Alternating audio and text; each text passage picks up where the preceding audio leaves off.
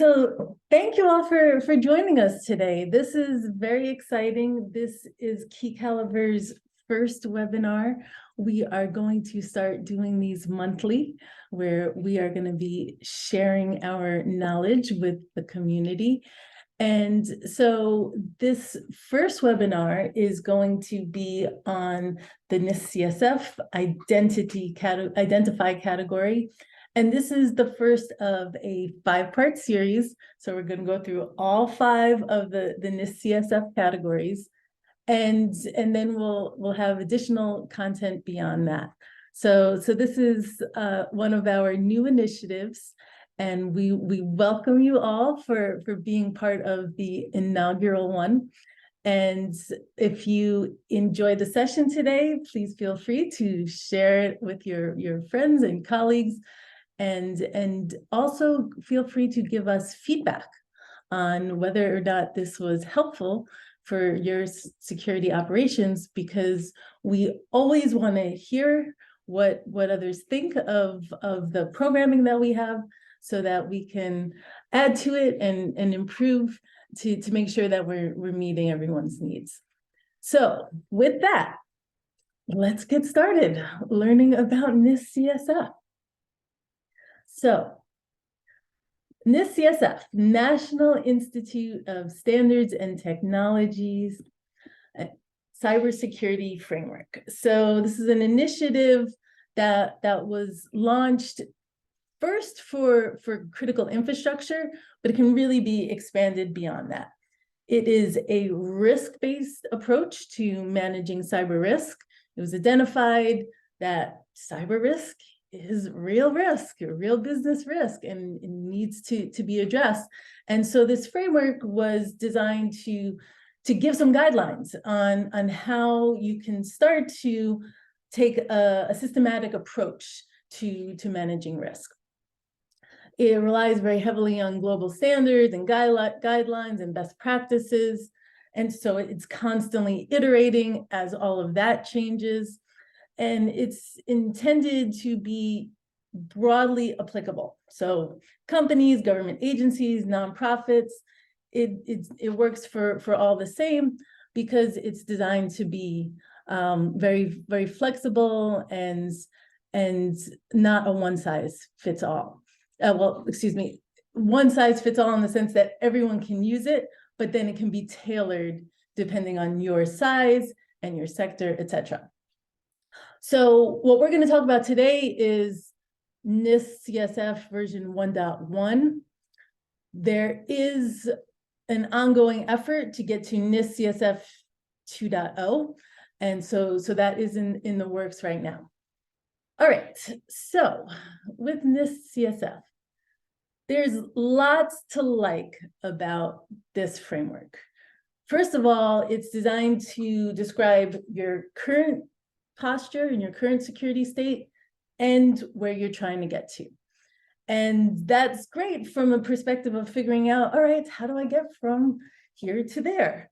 And you have the ability to then see where are the gaps so that you can prioritize them and move towards that target state. And also it's valuable for communicating cyber risk. And as security folks, I'm sure many of you have at times felt that articulating risk to those who are not in security can be very challenging. And so this provides a taxonomy where you can start to have that conversation in non-security terms and be able to convey what you want to with regard to how important something is from a security and risk perspective. So lots of advantages for using this type of approach. And the NIST CSF in general has 3 big components. It has the framework core, which is the 5 categories: identify, protect, detect, respond, recover. Then it has implementation tiers where you get into, I won't call it a maturity model per se, but you can see from your tier of 1 to 4 where you fit. And then there are profiles for how you can go from your current state to target states. So The core, this is what we're going to spend most of our time on today, particularly on identify this month, and then the next 4 months, the other components of the framework. And so this, and we'll get into more of the detail about how you have categories and subcategories and how this is all broken down to get to something that's it's very manageable in scope. And what we are adding on top of that is the prescriptive element of it. So for any of the folks here who have seen some of my other webinars before, maybe on dark reading or Bright Talk, I like to be super prescriptive because information is great, but I'm always looking at it from the perspective of, okay, now what action can I take? And so what we're going to do today is really pull apart the identify phase of the identify category of this core and talk about how you can accomplish the elements within it.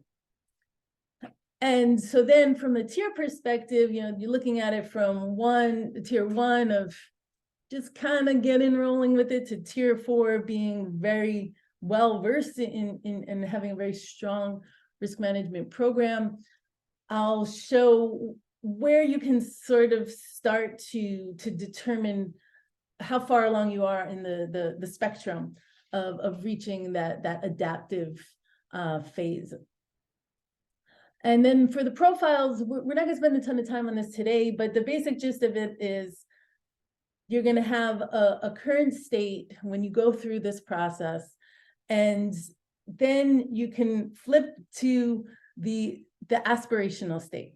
With the same set of variables that you're looking at, the same subcategories, and you say, well, okay, here's where we are today, and here's where we want to get to in 6 months, in 12 months, and use that as a guideline for how you mature your program.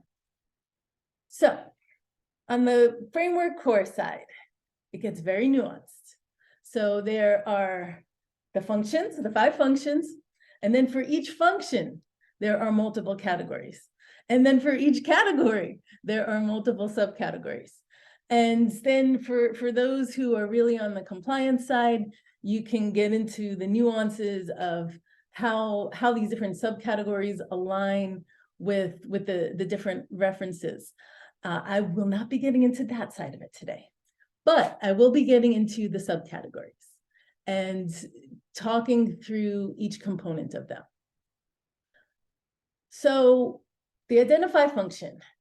So normally when you see the NIST CSF 5 categories, they're either shown just across or they're shown in that circle that I had earlier. But we like to represent it as a pyramid. And that is because the identify function is absolutely the foundation for not only this framework, but for every security and risk program. And so that's why I wanted to start with this and we work our way up, because if you are starting a security program or you're looking to improve a security program, you want to start with the identify phase. If you get this right, then the other ones will be able to rest on strong footing and you'll be able to build them properly as well. If your identify stage has lots of holes, then you can have a really robust protect and detect, but it's still going to end up falling short in many cases because it doesn't have that firm foundation. So all these areas where I have in quotes the text, that's coming straight from the NIST CSF guidelines. And I couldn't have said this better myself. The identity function is foundational. So the identify function, very simply, is developing an understanding of what you have, and so that you can manage risk to it. And again, another great quote that I love from NIST CSF is that understanding the business context, the resources that support critical functions, and the related cybersecurity risks, enables an organization to focus and prioritize its efforts consistent with its risk management strategy and business needs. And that sums it up very well. You have to know what you have and what is most important and what is most at risk. And this is a mantra that I say day in and day out on the key caliber side. And the reason why I wanted to address this with key caliber is because of this exact statement from NIST CSF. You want to know what you have, what's most important, what's most at risk, then you can prioritize and make sure that you're meeting business needs and that your risk strategy, your security strategy is aligned with what the business needs or the organization needs. And so I won't belabor the point any further, but identify function, absolutely critical to having an effective cybersecurity and risk program. So with that said, I'm going to go through each of these categories. I know it's, it's NIST CSF, it's not super glamorous, but it would be helpful information to have. I'll go through each of the subcategories for each of these categories. And what I'm going to do is talk about how in some cases you can use technology to address it. In some cases, you have to use processes. And when you use the processes, then there are going to be people involved. Excuse me one second. All right. So let's get rolling. Starting with asset management. Absolutely fundamental. Couldn't get more basic than knowing what you have in your environments. And then extending beyond that to knowing how important it is. Again, couldn't have said this better myself. I think I need to start using some of the NIST CSF quotes on the Key Caliber website, because we are in complete alignment with this thinking.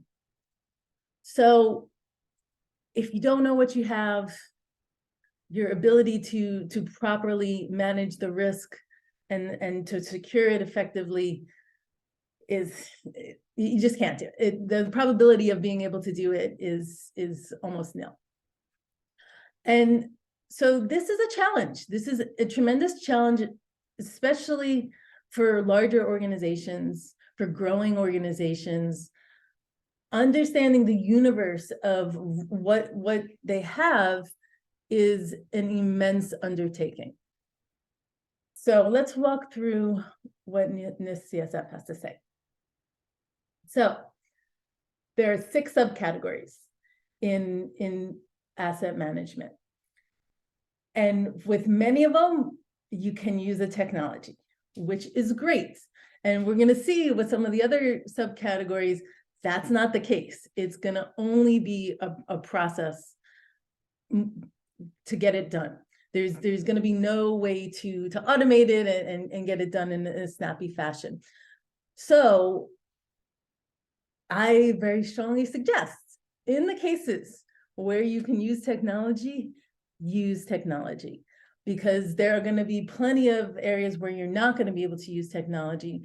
And if you're trying to tackle all of this, it's a very tall order if it's all going to be a manual process.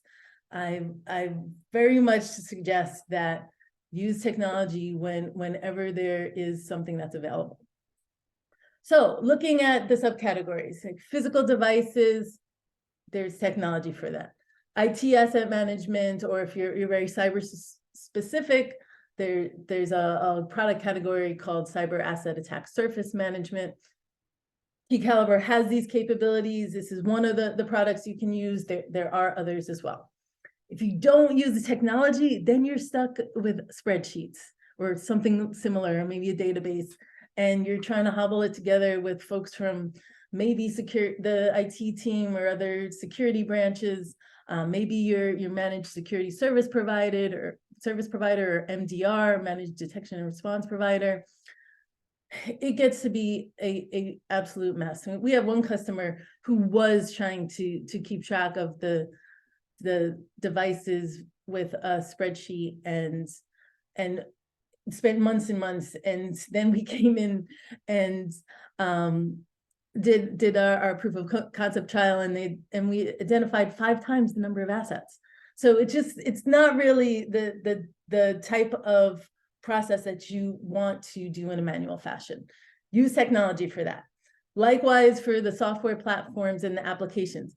Yeah, you can maybe sort of kind of get a questionnaire going to get the engineering team to tell you what's happening with their internal software, but really there's technology, leverage the technology, and that will make this one much simpler.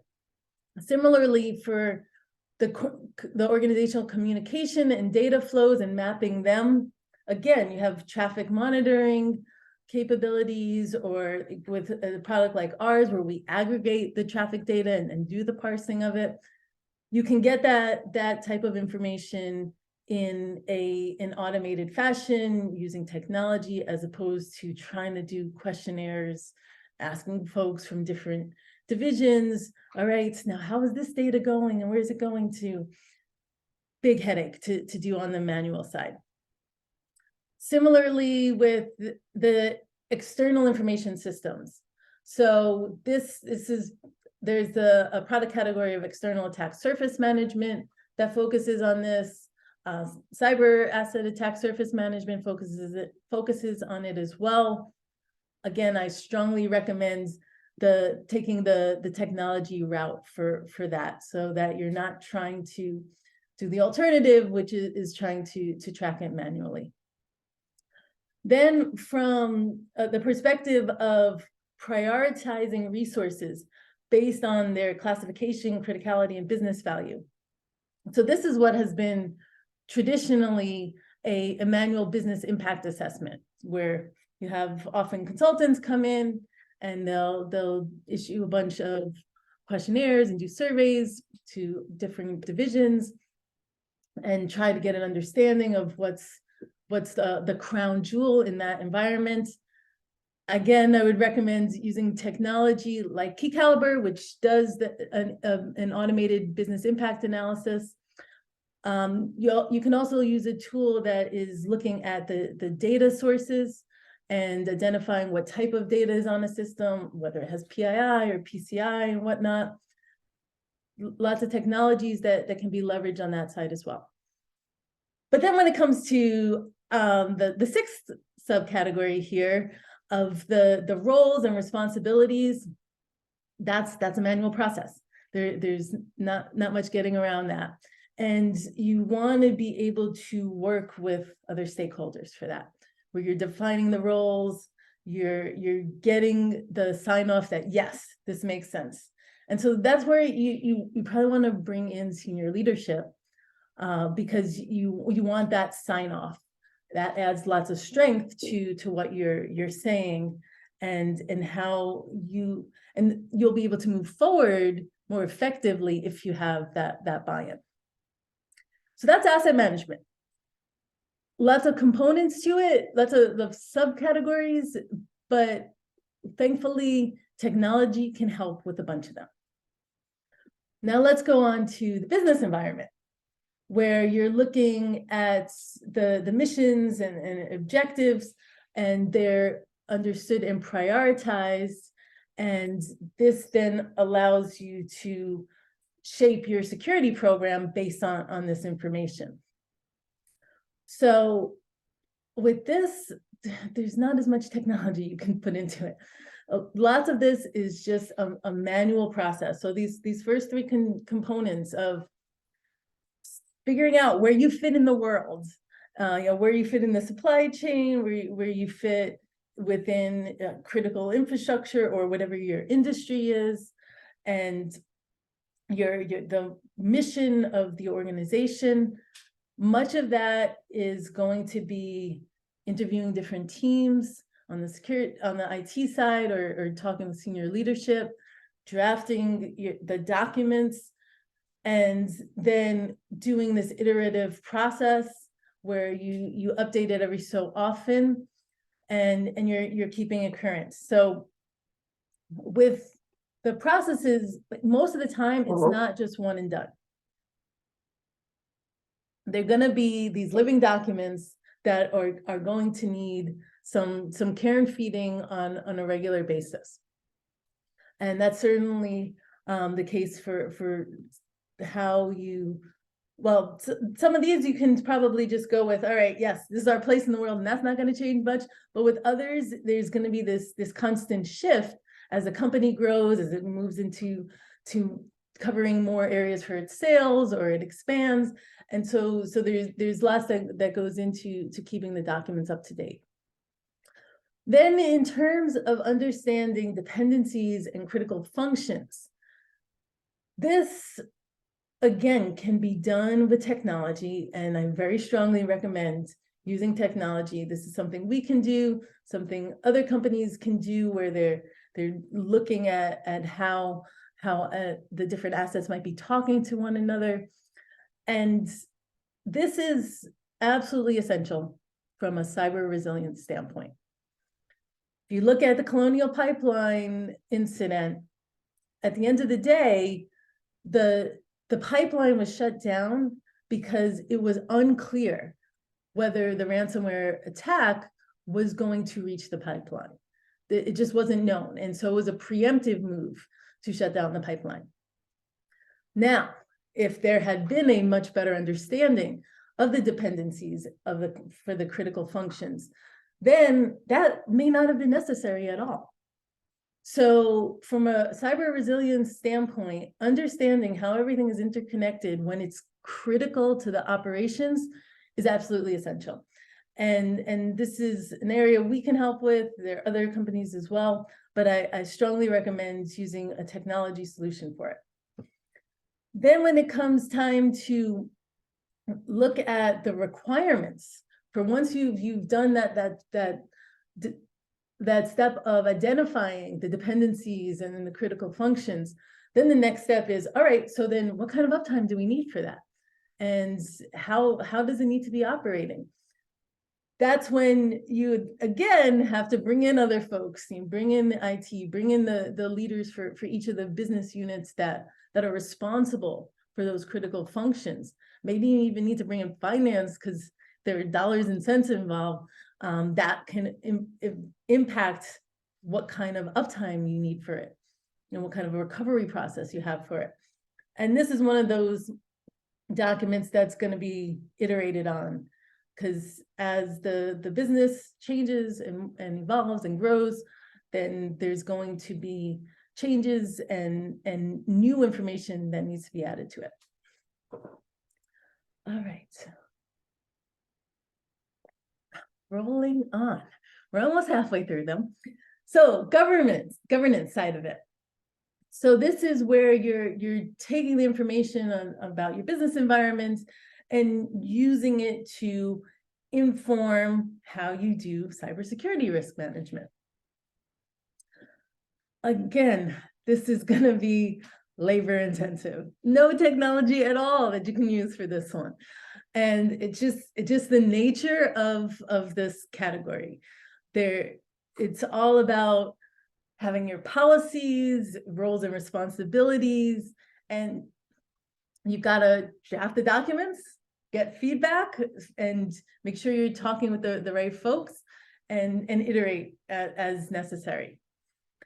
Then when it comes to the understanding the legal and regulatory requirements that need to be infused into the cybersecurity process, I would just go straight to legal and privacy, get their guidance and recommendations, and then just incorporate that into the cybersecurity policies and procedures, and not try to guess at that.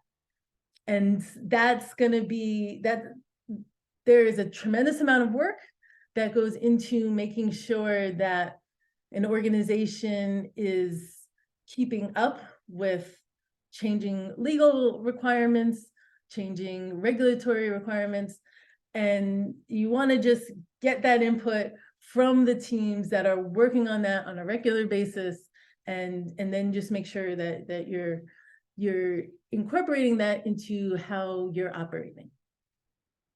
And then from a governance and risk management process perspective, so this is where you start talking with the risk team. So I think part of what you'll notice with all of this is the cybersecurity team can't be off in its own little world without communicating with any of the other business units.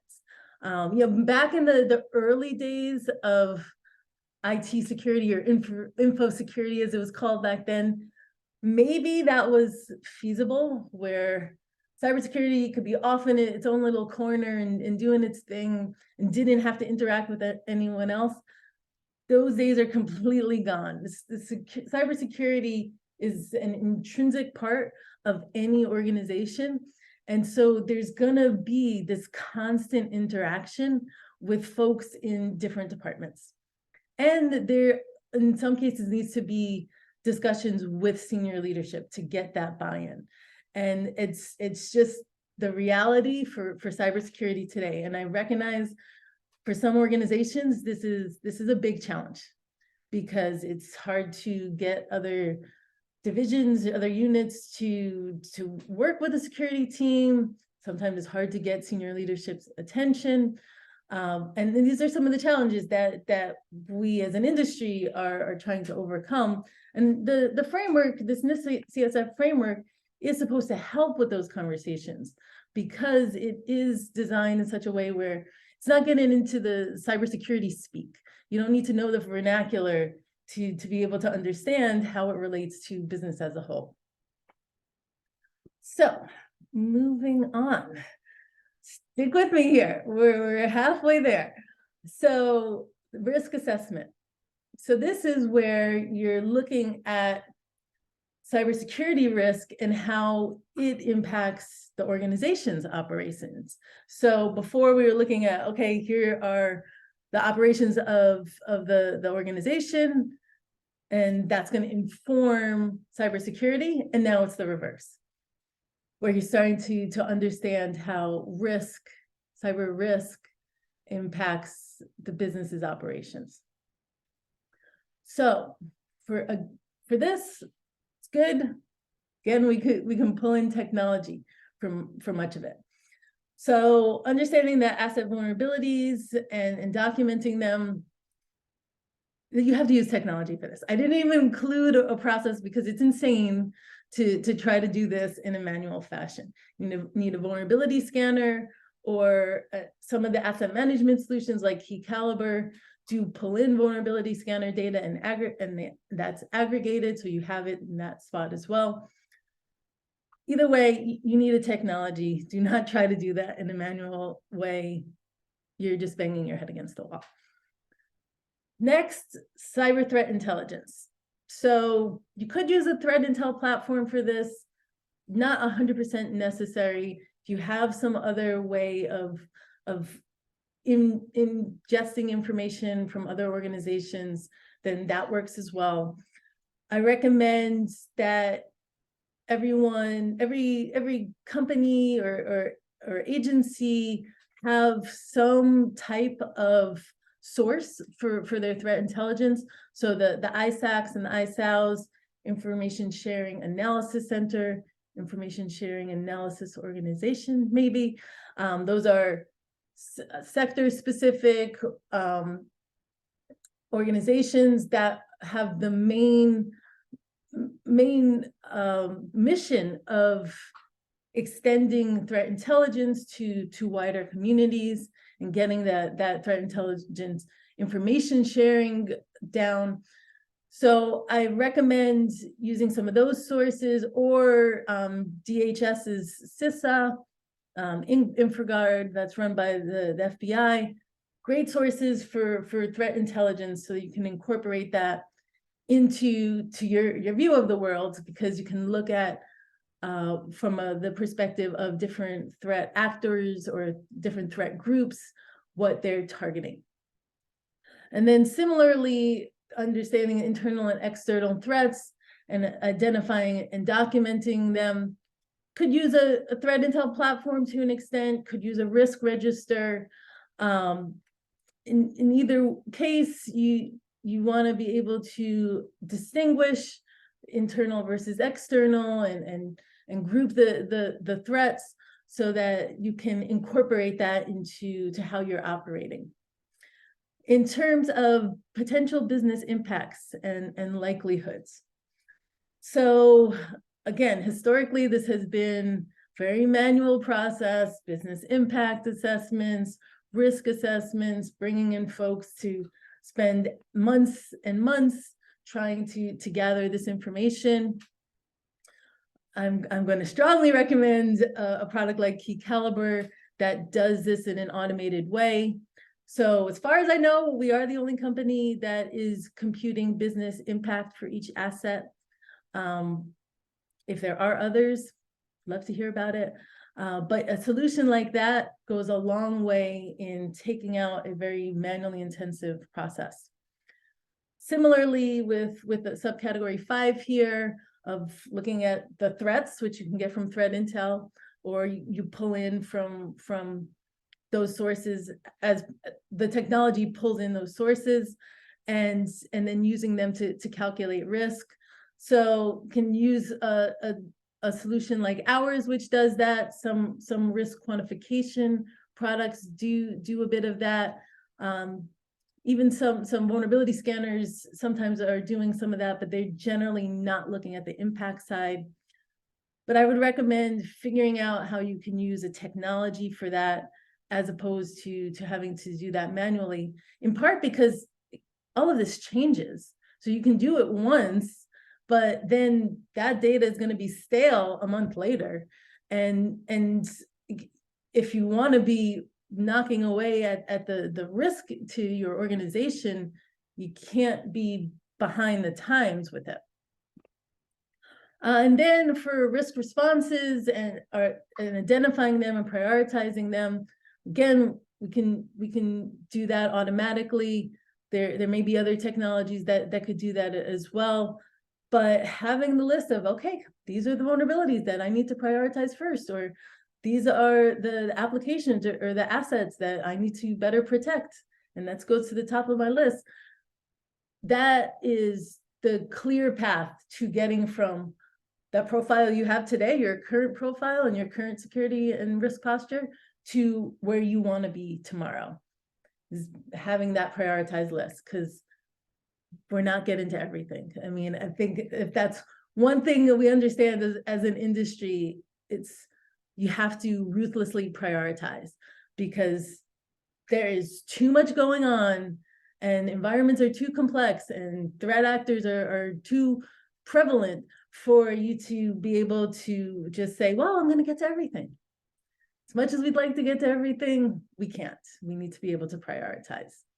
And you can do this in an automated fashion with technology, or you can do it to an extent in a manual fashion. But this is actually really crucial to having a program that's running effectively. All right, so now let's get to risk management strategy, where you are taking all the information you have about your unique environment and using that to make informed risk decisions. And so everything that you've learned from your understanding of the environment and all the data you've collected in those other steps, that feeds into now how you are going to approach risk management. And again, no technology. This is a manual process where you are generating your risk management procedures and you're getting the buy-in from it. And also you're having a discussion about the risk tolerance within an organization. This is an important concept, because getting back to my point of being able to prioritize and getting to a fraction of what needs to be addressed, there's going to be a level of risk that will be accepted, because That's what you're going to need to do in order to continue running. You know, a zero risk environment just doesn't really exist anywhere. And it's important for leadership, in particular, senior leadership, to understand what the implications of that risk tolerance level is. And that's why it's so important to be able to come in from the perspective of being able to articulate, here, this is the risk, and this is what this risk means to the organization. This is the risk. We have this asset. It hasn't been patched in 5 years, and it is critical to this application, which is our big revenue generator. So if this gets hit and this gets compromised, we are going to lose lots of money. That's the kind of conversation that leadership needs to hear in order for it to understand, okay, well, then we can't tolerate that risk. That's something we do need to address. So this risk management strategy subcategory, it has lots of components in it that require hard conversations, and you want to make sure you get it all documented, because if something happens down the line, you want to be able to say, look, this is what we decided on based on the information we had at the time. And again, this is something that needs to be constantly revisited, because environments change, and a risk tolerance level that may have been acceptable a while ago might not be in the current environment. All right, and so now we will get to the last one here, and this is supply chain risk. So this whole time we've been talking about what I'll call first party risk. It's the risk you have that's inherent to your own organization. The next step is the third party risk, the supply chain. And so this side of it gets into looking at where there are problems or concerns from a third party perspective.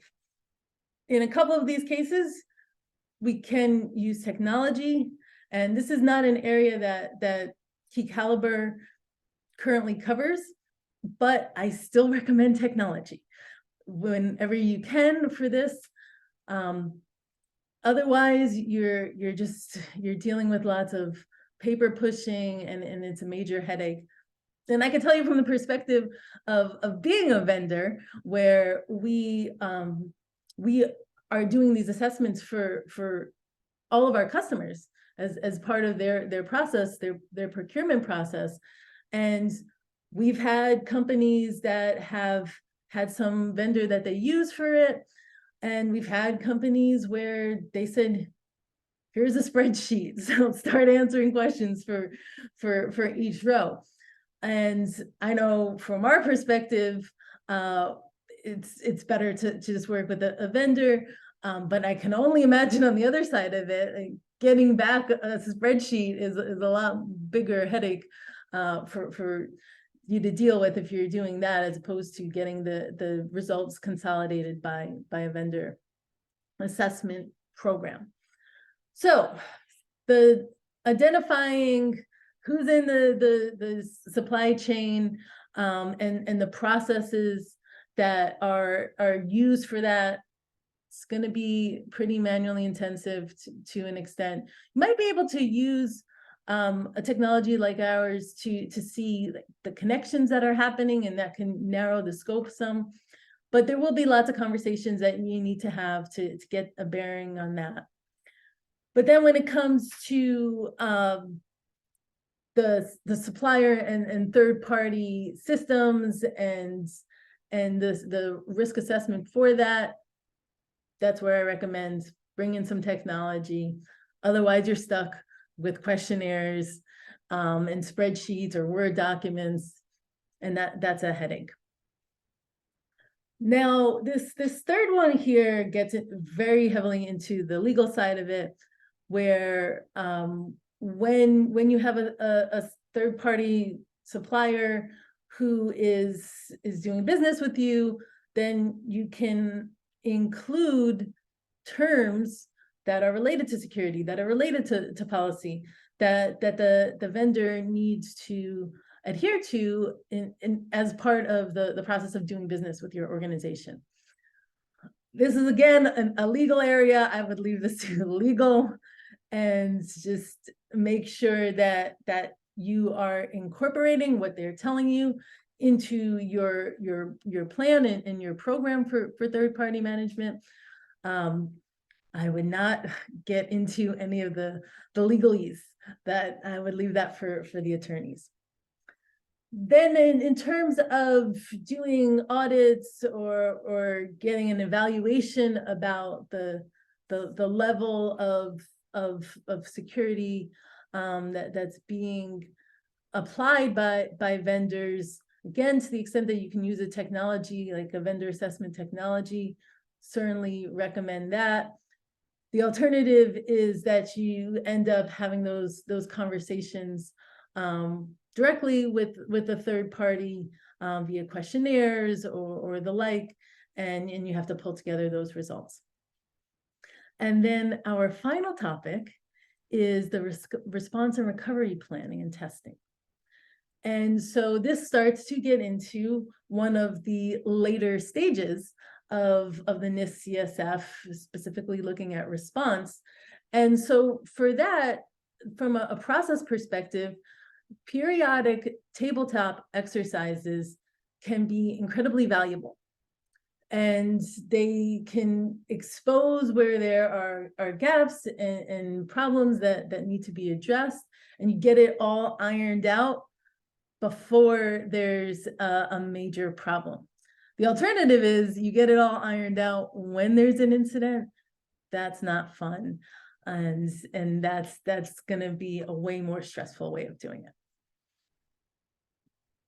And so with that, so that's looking at it from the perspective of, okay, all of the subcategories under identify how you can get to completion and then successfully adhere to each of those.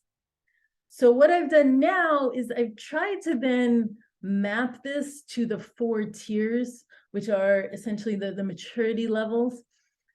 And I don't love this approach, because this CSF, they only look at a few categories for how they address tiers. They look at the risk management process, integrated risk management program, which has a lot of similarity, and external participation. I would say there certainly should be something along the lines of just asset management unto itself and understanding your universe. But what I did here was show how for each of those sections that we talked through, you start knocking them out, you start checking them off your list, and you can improve and get further into the maturity of the program, and you have essentially a clear path to show, well, okay, got these done, so I'm at least at this level. And so that's what I was trying to do here. And this is the Roselle view of the world of how you do these tiers, but you can create your own way of bucketing the tiers and roll with that. Again, it's your current profile versus your target of where you want to get to. And realistically, you may not want to get to tier 4 ever. You know, if you're a small organization, tier 2 very well may be sufficient. But again, this becomes a matter of having those conversations with senior leadership around where you're aspiring to be. And then this tiering, this is designed to help you to get to that point. And if you look at tier 1 and tier 2, a bunch of it can be done with the right technology and layering in some strong foundational processes on top of that. And then tier 3 and tier 4, it's when you're getting involved with others more, and it becomes more elaborate. But this is the gist of it. And so if that covers everything I wanted to discuss. If you'd like more information about NIST CSF, got some resources here. Again, the whole talk today was based on NIST CSF v1.1. There is a movement to move to NIST CSF v2.0. I encourage you to look into that as well. And I thank you all for joining us today. It's been a pleasure being able to share my experience and my knowledge with the group. And I would love to hear your feedback on how valuable you felt that this presentation was. And we'd love to see you back next month when we move on to part 2 in our series and start talking about the protect function of NIST CSF. Thank you all, and we'll see you soon. Take care.